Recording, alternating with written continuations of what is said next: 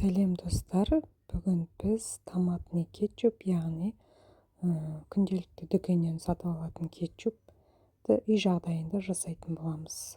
Ол үшін бізге помидор, қызанақтар, 2 жуа, 2 түп сарымсақ, мед, болгар бұрышы, перец, яғни тәтті болгар бұрышы, ол міндетті түрде қызыл түсті болсын. Сосын паприка немесе қара бұрыш сұрауына қарай қосатын боламыз. Не керектігін осы жерден астынан қарап аламыз. Яғни бұл үйде менде термомикспен жасадым.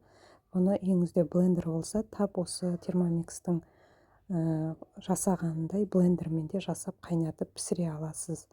Бұл жерде тек қана кетчуп ретінде емес, яғни күнделікті тұздыққа қолданатын томат ретінде қолдануға да болады. Дүкендікін алмай-ақ, енді осылай үй жағдайында жасасаңыз да болады. Жасап, банкілерге құйып, холодильникке салып қойсаңыз болады. Бұл жерде 1 килограммдай помидорымызды ірі көлемде турап мен ыдысына салдым. Ары қарай 180 грамм қызыл бұрышты сұрап тұр. Бұл жерде 180, 200, 210 сәл асып кетсе ештеңе етпейді. Тұздық болғандықтан мол болған жақсы. Дәмінің шығуына да. Переціміз салдық. Әрі қарай бұл жерде бізде қызыл жуа сұрап тұр. Яғни менде үйде тек қана ақ жуа болғандықтан мен ақ жуаны да қолдана бердім. Егер қаласаңыздар қызыл жуаны салсаңыздар болады. Бұл жерде бізде 130 градус, яғни бұл 1 килограмм қызанаққа 180 грамм қызыл бұрыш және 130 грамм жуа сұрап тұр. Ары қарай 2 түп чесногымызды саламыз. Алдын ала барлығын жуып, турап, дайындап аламыз. Яғни бұл жерде термомикске ірі көлемде турап салсаңыздар болады. Ары қарай менде бұл жерде тоже уксустың қызыл уксус сұрап тұр, яғни винный уксусты. Менде үй жағдайында қарапайым банка жапқанда қолданылатын уксустан кішкене көлемде құйдым. Ары қарай бізге осыны 5 секундта скорость 7-мен турап езіп соғып аламыз. 5 секундта өзі бізге барлығын езіп дайындап береді. Өзі тоқтайды. Ары қарай бізде осындай масса шықты. Сіздерге көрсетіп жіберейін. Міне барлығы езілді, туралды, дайын 5 секундта. Енді лавровый лист сұрап тұр. бір жапырағын ғана салып жібереміз. Далее басып, ары қарай қақпағын жауып, бірақ мерный крышканы ашып, бізге паровая корзинаны бетіне қой деп тұр. Яғни буы шығып, жайлап өзі ары қарай пісетін болады. Корзинасын қоямыз, далені басып,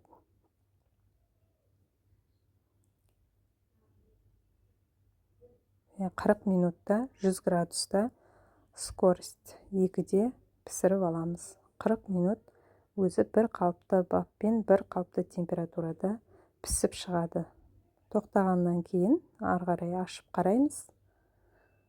Бізде томатымыз, помидорымыз, қызыл бұрышымыз бәрі қайнап, әбден пісті. Міне осындай масса шығады. Ары қарай далені басамыз. Енді дәмдеуштерін қосамыз. Ішіндегі лавровый листі алып таста деп тұр. Сіздер лавровый листі қасықтың көмегімен жайлап алып, қарап алып тастаймыз. Термомикстің ішінде жалпы көп рецептілер бар, және ол бәрін өзі айтып тұрады, сол арқылы да жасасаңыз болады. Және өзіңнің рецептіңді осында әкеліп тағы жасасаңыз да болады. Мускатный орех сұрап тұр. Бұл жерде щепетка дейді, яғни көз мөлшерімен шым мускатный орех салып жібереміз. Сосын қарапайым қара бұрыш сұрап тұр. Молотого черного перца дейді. төрттен бірі шай қасықтың. Және келесі бізде жоқ бұрыш, өткізіп жібереміз. Келесі паприка, қызыл паприка 1 шай қасық көлемінде сал деп тұр. Мынандай кепкен паприканы қолдансаңыздар болады. Барлығын салдық. Енді далее басамыз. Тұзымызды саламыз. 1 шай қасық қарапайым тағамға қосатын тұзымызды саламыз. Далені басамыз. Енді 100 грамм мед сұраптыр бізде. Менде үйде Исмаил медтің медтары күнделікті қолданамыз. Постоянно үйде болады. Медтан 100 граммдай саламыз. Бұл жерде барлығын өзі өлшеп, бізге айтып беріп тұрады жанында. Не салу керек және граммымен, өзінің весімен өлшеп тұрады. Қақпағын жабамыз. Енді осыны 15 минут варомада скорость 1-мен тағы кішкене пісіріп аламыз. 15 минут өтті. Өзі тоқтап дыбыс береді. Сол кезде келесі процесті орындаймыз. Енді ашып қарап, дәмін татып қараймыз. Қандай дәм жетпей тұр. Тұзын, бұрышын, дәмін татып көреміз. Менде кішкене ғана ашылық жетпей тұрған сияқты. Сол себепті мен қызыл түсті болсын деп, қызыл бұрыштан сәл ғана сеуіп жібердім. Енді біздер осы массаны ары қарай езетін боламыз. Тағы да кішкене езіп жібереміз. Яғни оны термомикс өзі езіп береді бізге. 1 минут 3, скорость 3-пен 1 минут бойы өзі езіп шығады.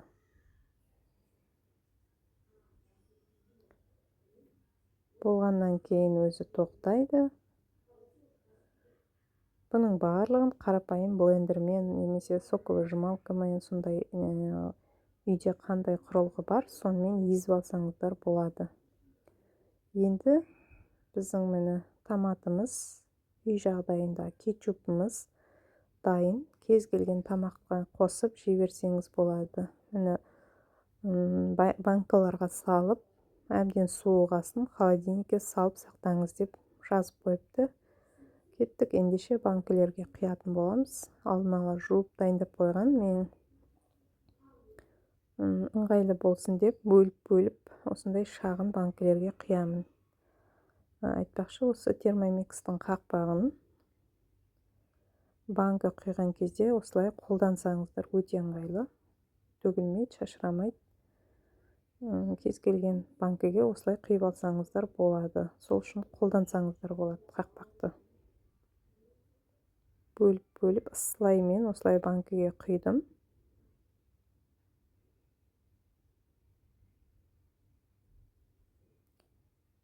Енді әбден суығаннан кейін қақпағын жауып, холодильникте сақтаймыз. Сіздер де міндетті түрде жасап көріңіздер. Түсінбегендеріңіз болса комментарийға жаза кетіңіздер. Лайк басып, қолдап жіберсеңіздер болады. Немесе құрбыларыңызбен бөлісіп қойыңыздар. Осындай менде үй жағдайында томат дайын болды. Енді дүкеннен алмайтын боламын. Дәмі өте керемет болып шықты. Ас болсын сіздерге.